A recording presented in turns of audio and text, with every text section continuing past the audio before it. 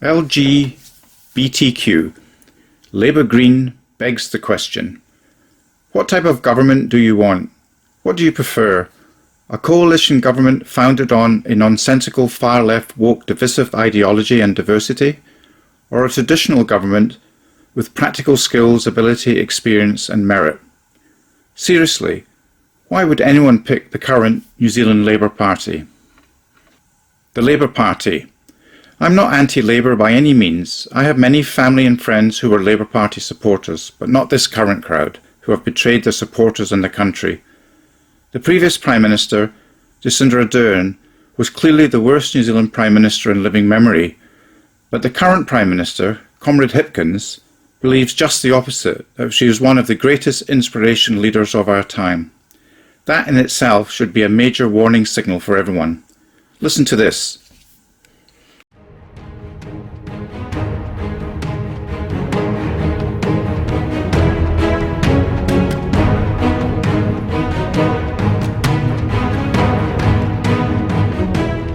I want to acknowledge my very good friend, Jacinda Ardern.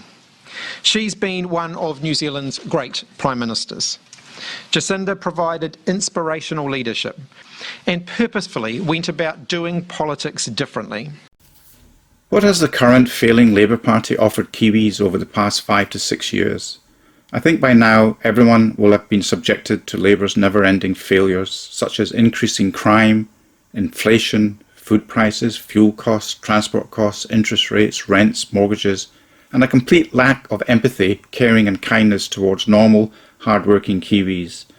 Not to mention state-sponsored racism, three waters, co-governance and apartheid policies. Kiwi Build was a shambolic disaster, but hardened criminals did all right, with plenty of money dished out for gang, drug rehabilitation and talk of new shoes for ram raid robbers and murderous louts. Poor kids indeed. It's still hard to believe this message. Listen. Somebody going to kill me, then my life is gone. What about my wife? What about my kids? Some small business owners are keeping weapons behind their counters to protect themselves, but police say any rash actions could have serious consequences. I would be really, really concerned if a owner and operator of a small super-retail dairy actually was the one that was facing a court charge because they've used a weapon in a way that they shouldn't have done. Some of these children, they don't have shoes to go to school. There is very good reason why the current failing New Zealand Labour Party are a bunch of hopeless failures on steroids. They were not picked because of their skills and abilities. Instead, the vast majority were in fact picked because of their diversity, their wokeness, their minority values, anything but experience, IQ and contribution. Sorry, but listen to Jacinda Ardern one more time, please. Almost 50% of our parliament are women. 20% are Maori, the Indigenous people of New Zealand. And our Deputy Prime Minister is a proud gay man and sits among several other rainbow parliamentarians. There are 20 ministers in the cabinet. 8 women, 5 from the Indigenous Maori community and 3 from the LGBT community. Ardern has appointed Grant Robertson as her deputy. He will be the first openly gay man to be Deputy PM. I still get a lot of emails and messages from young gay, lesbian, bisexual, transgender people. Ardern acknowledged the attention her appointments had drawn. This group of people have been described in public in many different ways. The current failing Labour Party are without doubt by far the worst New Zealand government in living memory and should be kicked out for good at the coming 14 October general election. As part of the great Kiwi team of 5 million, you need to show politicians in no uncertain terms that you matter and that their destructive, far-left woke values are cancelled. You can do this. Now, I guess that leaves the New Zealand Green Party. If the Labour Party are failures on steroids, then the Green Party must be fruitcakes on steroids. The Green Party. To be fair to the New Zealand Green Party, yes, most of them are loopy fruitcakes, but most Green MPs worldwide are just the same, living in fantasyland, skipping and dancing in the cornfields with big ideas. Recall the US Green New Deal? Nothing but pie-in-the-sky fantasy ideas that sound good at first glance. However, most people are unaware of the Green Party's real agenda. Here's the Green con job political scam plan in a nutshell. Come up with some crazy, but tempting to some, ideas as follows. Lower the voting age. Get more and more smoking cannabis. Tax hard-working Kiwis and give the proceeds to layabouts and beach bums. Tax people for driving fossil fuel cars and get them driving electric vehicles instead. Swap fossil fuels to biofuels. Stop eating delicious red meat. Plant millions and billions of trees everywhere.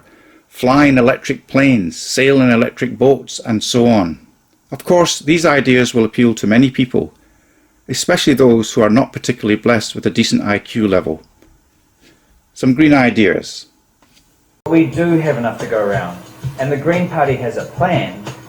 If your house is worth, say, $1.2 million, you'll be taxed 1% of the $200,000 above $1 million, and your contribution will be $2,000 a year. If you're asset rich but income poor, there will be an option to defer payments until such time as an asset is sold. We campaign on a wealth tax in 2020, and that's only fair. Once you make something more available to people, more people will use it, and then we're going to see a whole lot of other health issues, whether it's heart disease, whether it's mental health issues associated with the freer use of things like marijuana.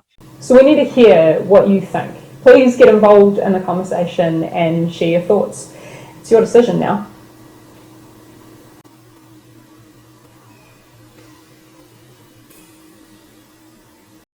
The Green Party know that their ideas are far-fetched fantasy policies, but that's actually their goal. To sound great in concept and win enough votes to get elected, knowing that in reality their policies will rarely see the light of day. Now the Green MP can just pop their heads up out of the green grassy paddocks, now and then like skipping and dancing elves, maybe have the odd media interview, but mainly sit back and enjoy a cushy life until the next general election, then repeat.